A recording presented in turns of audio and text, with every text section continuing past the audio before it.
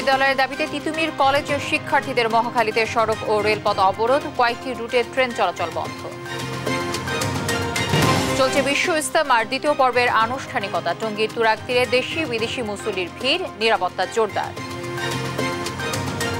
চলতি বছর দেশের জন্য অত্যন্ত গুরুত্বপূর্ণ বললেন প্রধান উপদেষ্টা। বিশৃঙ্খলা ঠেকাতে আইনশৃঙ্খলা বাহিনীকে কঠোর হওয়ার নির্দেশ। অন্তর্বর্তী সরকারের উপর নির্ভর করছে জাতীয় নির্বাচনের দিনক্ষণ, জানালেন ইসি সানাউল্লাহ। ডিসেম্বরে ভোট ধরে চলছে প্রস্তুতি। এই মুহূর্তে ইলেকশন কমিশনের হাতে নয়, আপনারা জানেন। সংস্কার কার্যক্রম যদি সংক্ষিপ্ত আকারে করতে হয়, রাজনৈতিক দলগুলো যদি সেই পর্যায়ে গিয়ে দাঁড়ায়, তাহলে পারে আগামী ডিসেম্বর। জনগণের বঞ্চনা দূর করতেই অবিলম্বে নির্বাচন চায় বিএনপি। ন্যূনতম সংস্কার করেই ভোট আয়োজনের আহ্বান জামায়াত আমিরের। এবং বিপিএল এর শিরোপা লড়াই থেকে ছিটকে গেল রংপুর রাইডার্স। 9 উইকেটের বড় জয়ে দ্বিতীয় কোয়ালিফায়ারে খুলনা টাইগার্স। দর্শক, সংবাদ রাতে শুনছিলেন একেএস টিএমটিপার সংবাদ শিরোনামগুলো। সঙ্গে রয়েছে আমি তানজিয়া চৌধুরী। আন্দোলনের পঞ্চম দিন মহাখালী রেলগেট অবরোধ করেছেন তিতুমির কলেজের শিক্ষার্থীরা। এতে ঢাকার সঙ্গে সিলেট, রংপুর, রাজশাহী ও চট্টগ্রামের রেল যোগাযোগ বন্ধ হয়ে যায়। বিভিন্ন স্টেশন ও পথে আটকা পড়ে বিভিন্ন গন্তব্যের ট্রেন। ভোগান্তি নিয়ে ক্ষোভ জানিয়েছে সাধারণ মানুষ। বিস্তারিত জানাচ্ছেন আমাদের সহকর্মী কায়েস রাহাত। ষষ্ঠ দিনে গড়ালো স্বতন্ত্র বিশ্ববিদ্যালয়ের দাবিতে তিতুমির শিক্ষার্থীদের আন্দোলন। 7 কলেজের শিক্ষার্থীদের দাবি মানার পর গেল বুধবার থেকে স্বতন্ত্র বিশ্ববিদ্যালয়ের দাবিতে আন্দোলনে নামে তিতুমির কলেজের শিক্ষার্থীরা।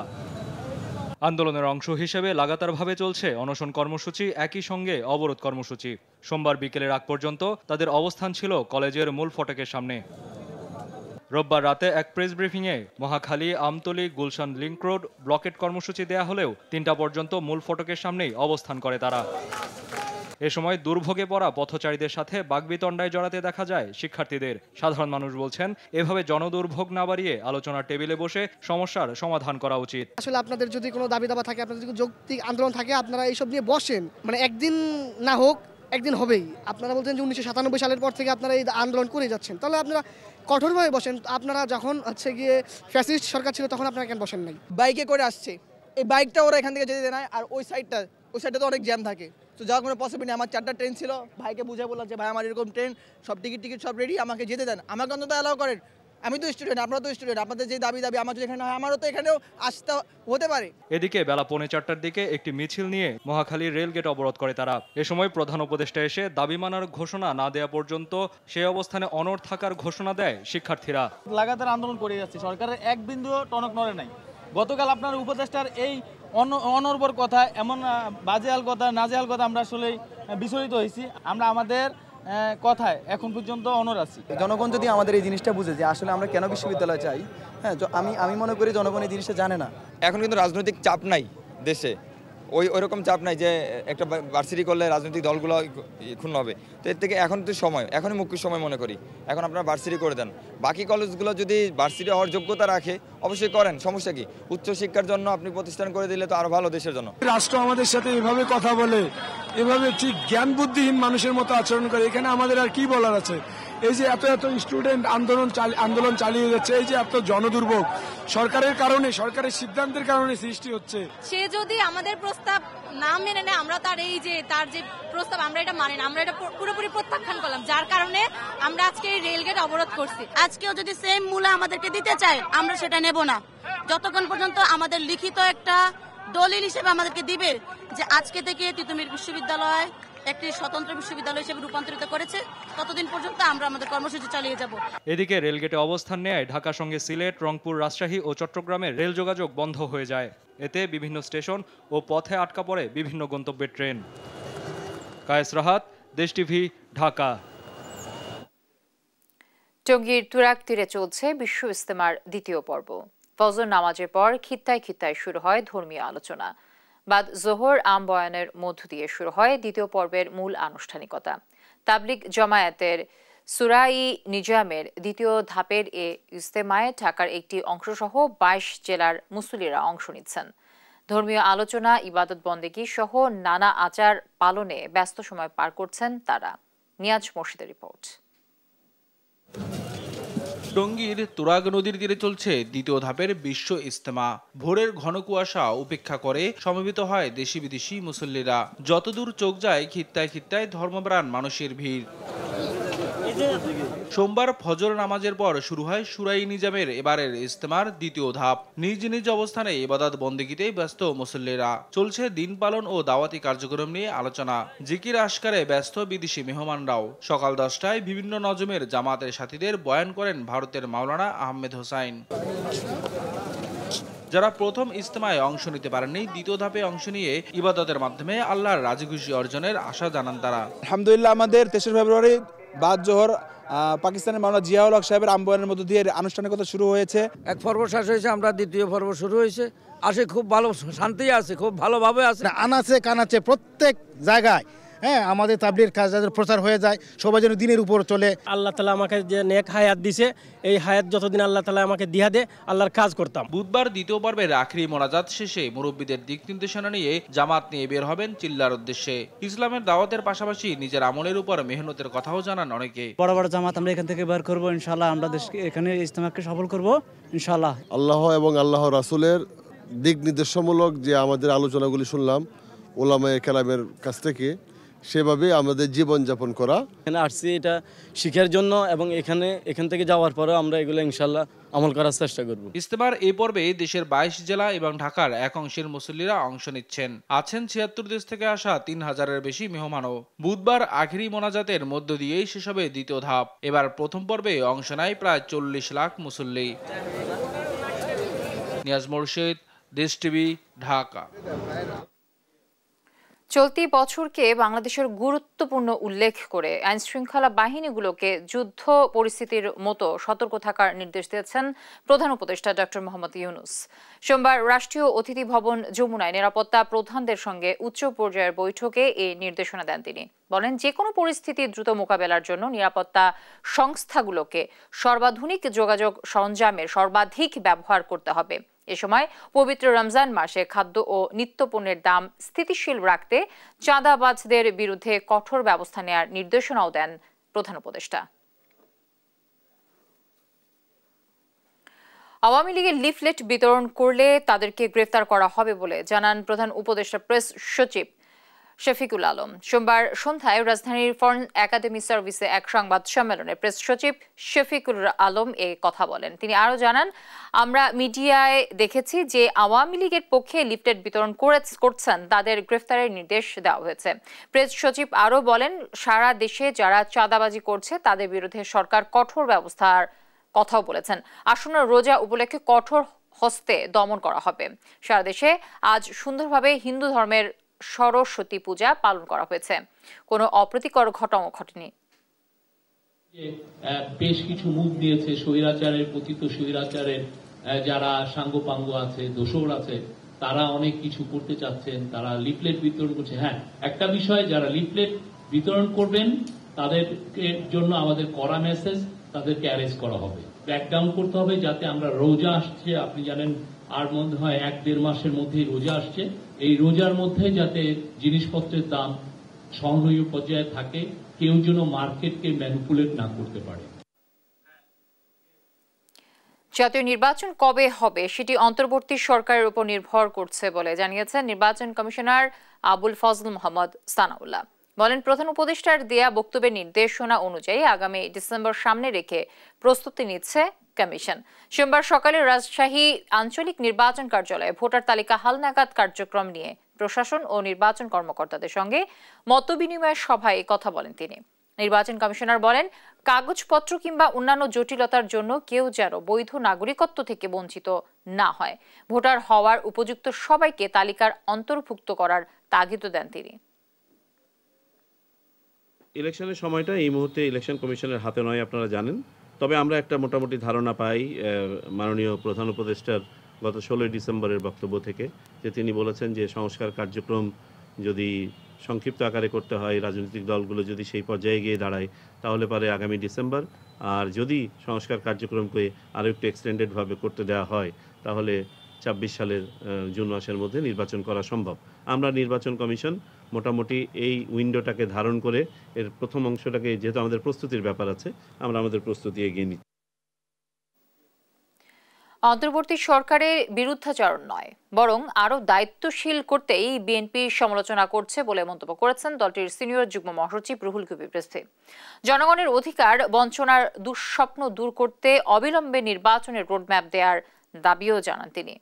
সাইফুল রিপনের প্রতিবেদন। সোমবার রাজধানীর লালবাগে রাষ্ট্র কাঠামো মেরামতে ৩১ দফা ও জনসম্পৃক্তি শীর্ষক প্রশিক্ষণ কর্মশালা করে ঢাকা মহানগর দক্ষিণ বিএনপি।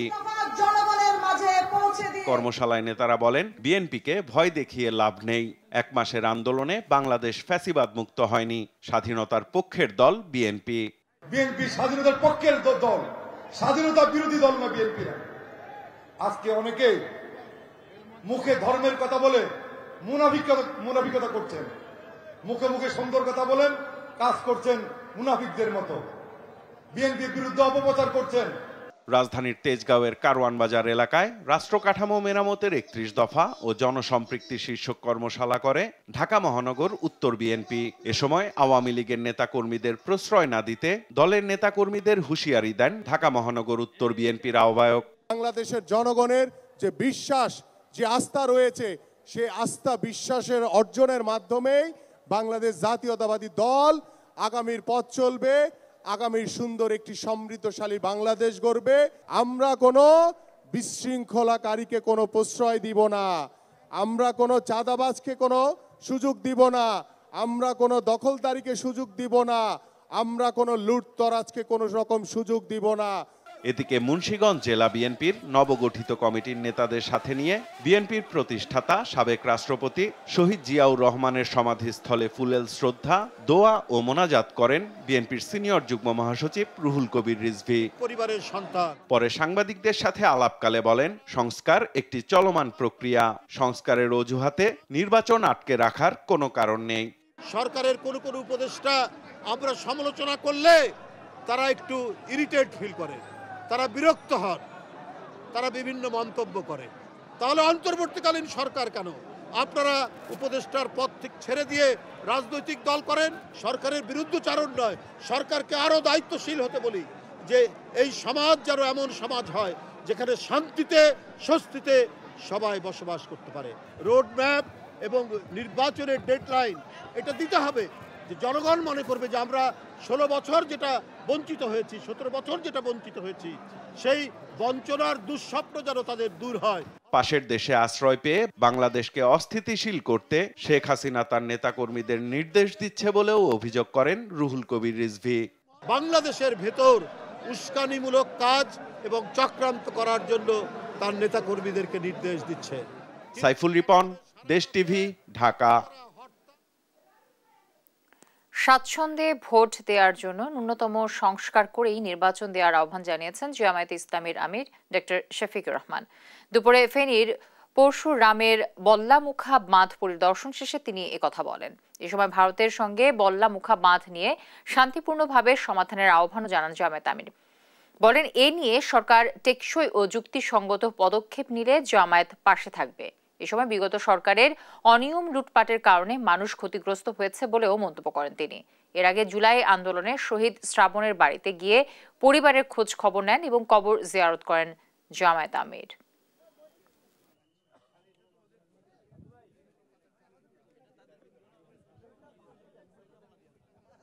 তা আমরা যেটা মনে করি যে এমন একটা নির্বাচন এই জাতির পাওয়া প্রয়োজন, যে নির্বাচনে আসলে স্বাচ্ছন্দ্যের সাথে প্রত্যেকটি ভোটার তার ভোট দিতে পারবে, আর প্রত্যেকটি প্রাপ্তবয়স্ক মানুষের ভোটও নিশ্চিত হবে, সেটা দেশে এবং প্রবাসে। কারণ এই আন্দোলনে দেশ গড়ায় অবশ্যই আমাদের প্রবাসী ভাইদেরকে আমরা অস্বীকার করতে পারবো না, তাদের বিশাল অবদান রয়েছে, আমরা তাদের কাছে ঋণী, যেমনটা ঋণী এই দেশে যারা জীবন দিয়েছে এবং যারা পঙ্গু হয়েছে, লড়াই করেছে তাদের কাছে, আর গোটা জাতির কাছেই আমরা পরস্পর আমরা ঋণী। তো আমরা চাই যে সেই রকম একটা সুষ্ঠু নির্বাচনের জন্য একটা সুষ্ঠু পরিবেশ তৈরি হোক, এবং ন্যূনতম যে সংস্কারগুলো না হলে একটা সুস্থ পরিবেশ তৈরি হবে না। এটা না হওয়া পর্যন্ত আমাদের সকলের ধৈর্য ধরে এই সরকারকে সহযোগিতা করা উচিত। চাঁপাইনবাবগঞ্জের গোমস্তাপুর উপজেলার সীমান্ত থেকে 4 বাংলাদেশিকে ধরে নিয়ে গেছে ভারতীয় সীমান্তরক্ষী বাহিনী বিএসএফ। এ নিয়ে স্থানীয়দের মধ্যে ফের আতঙ্ক দেখা দিয়েছে। রোববার রাতে উপজেলার রাধানগর ইউনিয়নের রোকনপুর সীমান্ত এলাকার একটি খালে তারা মাছ ধরতে গিয়েছিলেন বলে জানায় স্থানীয়রা। পরে ভারতীয় নাগরিকরা তাদের ধরে বিএসএফ এর হাতে তুলে দেয়। তবে ঠিক কি কারণে তাদের ধরে নেওয়া হয়েছে তা এখনো নিশ্চিত নয় বলে জানান স্থানীয় ইউনিয়ন পরিষদ চেয়ারম্যান। বিএসএফ এর হাতে আটকরা হলেন উপজেলা রাধানগর এলাকার মোহাম্মদ মুকুল, আলিস, নুরুল হুদা ও বাবু। আমাদের রুমপুরের 4 জন ছেলেকে ধরে নিয়েছে। কোথায় ধরেছে না তো ওই ভারতের মধ্যে ধরেছে। কি করতে গেছিল ও বলতে পারছে না যে মাছ ধরতে গেছিল না বর্ডারে গরু আনতে গেছিল, এটা ঠিক নিশ্চিত নই। আমি এখান থেকে যাই, আমি রকমপুর যাবো বিজেপি, হ্যাঁ তাইলে আমি বুঝতে পারবো সবকিছু। এরা দিনমজুর সময়ে দিনমজুরে এই করে কাজকাম করে, কোনো সময় মাছ টাছ ধরে, এই সব কাজের মধ্যে থাকে। গরিবের ছেলেমেয়ে সব। রাত্রে 8টার দিকে বলছে। সারা দেশে নানা আয়োজনে উদযাপিত হচ্ছে সরস্বতী পূজা। সনাতন ধর্মাবলম্বীদের মতে প্রতি বছর মাঘ মাসের শুক্ল পক্ষের পঞ্চমী তিথিতে সাদা রাজহাঁসে চেপে বিদ্যা ও জ্ঞানদাত্রী দেবী সরস্বতী পৃথিবীতে আসেন। জ্ঞানের আলো ছড়াতে 1 বছর পর আবারও এসেছেন বিদ্যা দেবী সরস্বতী। সরস্বতী মহাভাগে বিদ্যে কমলোচনে বিশ্বরূপে বিশালাক্ষী বিদাংদেহী নমহস্ততেই মন্ত্র উচ্চারণ করে দেবী সরস্বতীর অর্চনা করেন অগণিত ভক্ত। অজ্ঞতার অন্ধকার দূর করতে কল্যাণময়ী দেবীর চরণে প্রণতি জানান তারা। সারা দেশের মন্দির ও গুরুত্বপূর্ণ শিক্ষা প্রতিষ্ঠানে পূজা ছাড়াও অন্য অনুষ্ঠান মালায় ছিল পুষ্পাঞ্জলি প্রদান, প্রসাদ বিতরণ, ধর্মীয় আলোচনা সভা, সাংস্কৃতিক অনুষ্ঠান, সন্ধ্যা আরতি, আলোকসজ্জা সহ বিভিন্ন কিছু। দেবীর কৃপায় হচ্ছে মেডিকেলে চান্স পেয়েছি, এটাই ইচ্ছা থাকবে যে যেন মানে আমার জীবনের অবশ্যই এখানে কোনো উদ্দেশ্য আছে সেটা যেন ভালোভাবে পূরণ করতে পারি। আমরা মায়ের কাছে প্রার্থনা করি যেন বিদ্যা বুদ্ধি সব দিক দিয়ে আমাদেরকে সমৃদ্ধ করেন। সকালে বাচ্চাকে নিয়ে বাচ্চার হাতে করে দিব বলে বাচ্চা কিন্তু সকাল থেকে অনেক উৎসাহ উদ্দীপনা নিয়ে ঘুম থেকে উঠছে ও সাজছে সুন্দর করে। আমি সরস্বতী মার কাছে কামনা করি যেন দেশে এবং বিদেশে সবার মঙ্গল কামনা করে এবং সবাই পরীক্ষায় ভালোভাবে উত্তীর্ণ হোক। মা আমাদের সবাইকে আশীর্বাদ এবং সবাইকে বিদ্যা বুদ্ধিতে ভরপুর করে দিক। দেখছেন সংবাদ রাত।